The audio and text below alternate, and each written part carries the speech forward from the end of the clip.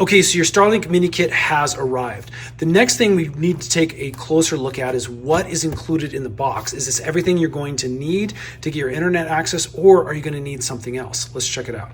Now, once you've opened up the box, again, Starlink does a couple of really cool things. One, they make it super easy, nice little comic kind of diagram walking you through the process of setup.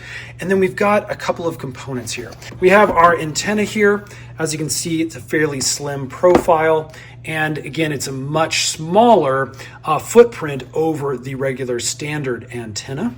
We also have our little base plate, and this is going to slide into the bottom of the unit and allows it to be mounted on a pole. You can see right here, there is a nut there and a screw that allows you, again, to attach up high to get a better signal. We then have our power. This is going to be run from a cable down here after you plug it into your wall over to the antenna with this nice long cable right here that's, again, also included. Now, the really nice thing about these antennas are that they can just be set out independently. You don't need to mount them to anything. So as you can see, there's this little stand on the back. That is what's automatically installed. And then this can sit on the ground, on a surface, on a picnic table, again, wherever you're camping. And you can then twist it around and point it in the proper direction. Now, again, the nice thing is that Starlink also includes one of these mounts here that can replace this independent stand. Basically, to do that, you just pull up a little bit on this little clip right here. That pulls out.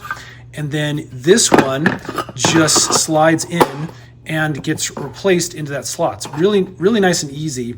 And then basically you've got this little nut right here that can be loosened, and then this can be stuck on top of a pole.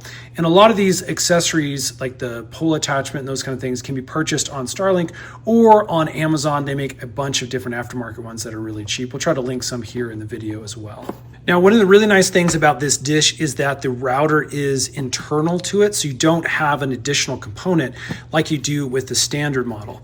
Now, you actually can plug directly into this antenna with an Ethernet cable, and there's a little plug over here. As you can see, if I take that off, you can see that's where you plug an Ethernet cable directly in, again, to get connectivity.